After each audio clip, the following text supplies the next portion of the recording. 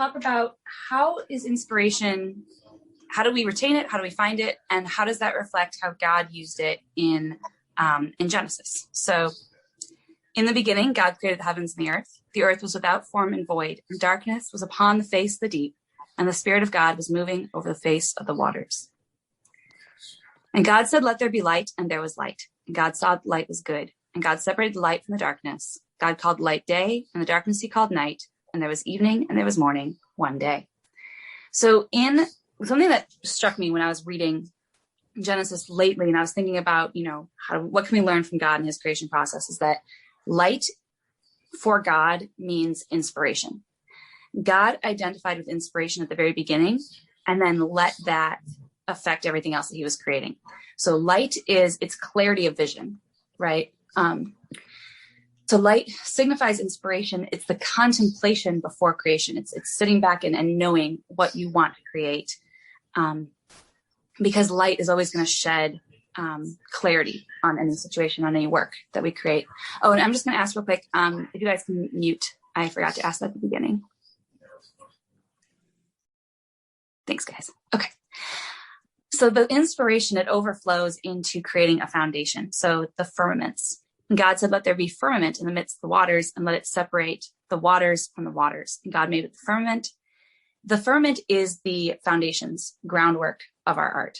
So whether we're creating written work, we're creating, fine art, craftsmanship, whatever it is, we need to get the materials in place. We need to get the canvas and the paintbrushes. We need to get the wood and the burning tool. We need to get the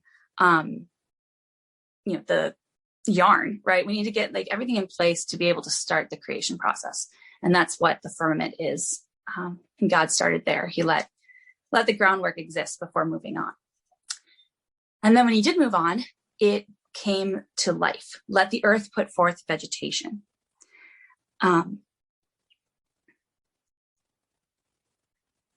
So I kind of skipped. No, that's right.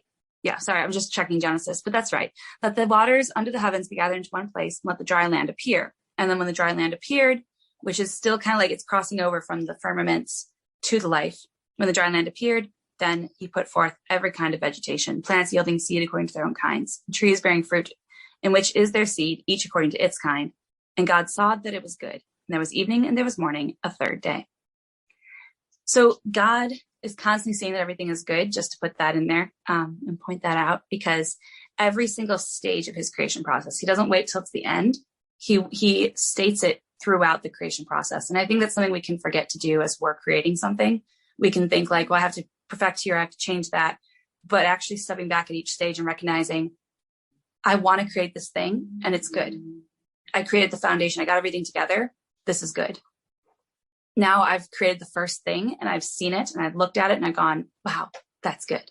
So begins the fruitfulness of the art. In Genesis, whenever life comes out, it signifies fruition. It means that the inspiration that we've had has led to something, to fruit. It has borne fruit. So then this is the coolest thing I think that I noticed when I was going through the passages, was that God doesn't just have inspiration at the very beginning. There's constant new light coming out here. And I think that's what threw me for a loop at first, was that I was like, this is even before he's created the sun and the moon. This is before he's created anything in the heavens. So how is there light and darkness? How has he separated that? But if you think about it in terms of inspiration, it makes a lot of sense, because it's constantly shedding light on what he's creating. Let them be for signs and for seasons, to give light upon the earth. He's returning to his inspiration. As soon as it starts to create life, he steps back, he rejoices in it, and he reconnects with the inspiration that began the process. And he's identifying the joy. Inspiration for us is also joy in our work, because we're constantly affirming it is good. And so it's not enough merely to start with inspiration, and God shows us that. It's once the groundwork is laid and the fruit starts to come out, we need to return to it and remember, why are we creating? After that, life just overflows. The waters bring forth swarms of living creatures, light, life. There's a pattern there of just back and forth. And then the earth brings forth living creatures. And it was so, cattle and creeping things, beasts of the earth. So light leads to an overflow of creation. Inspiration gives the momentum for creating the highest, the best, and the most beautiful things. So I think the best way to take this and to move on with it, and just, I didn't really cover this in the slide, but, obviously it culminates in creating man and woman, which are the culmination of his creation. So there's more to it that like came to me, and I want to make some other slides and some other presentations about this, but I thought I would just concentrate on inspiration today. So what does inspiration look like for me? What inspires you? How do you step back and re-immerse yourself in inspiration? So one thing, and we're going to talk about this a little bit more, but one thing that I've noticed that is very helpful for that is to find your favorite art. So whether it's a song that you're listening to, or a book that you've read, or a painting, or even just like nature, going outside and walking through it, looking on the beautiful things that God's created is a really good way to maintain inspiration. And then the other thing too is to look back on previous things that you've created in the past that you knew were good. Going back on those, and it really helps you to reconnect with like the talent that you have and the voice that you have, and you're able to be like, I liked that thing I did, so I'm going to, sorry about my pop downs, to go back and just be like, okay, like I created that thing, I want to create something else like it again.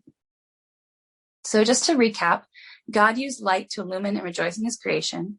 Light leads to life, and light is essential for an overflow of fruit. And I just love this quote because it's from the Gospels, and I just kept thinking of it while I was putting this presentation together. Everyone who does evil hates the light and does not come to the light, lest his deeds should be exposed. But he who does what is true comes to the light, that it may be clearly seen that his deeds have been wrought in God. So again, thinking about that as light sheds clarity, right? Sometimes I think we're afraid to show our work to other people. We're afraid to even look at it ourselves and see the goodness that is there, because we're afraid that it should be exposed.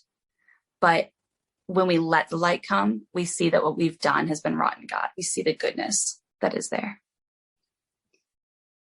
Alrighty. Okay, so you can unmute, and I'm going to stop the recording as well.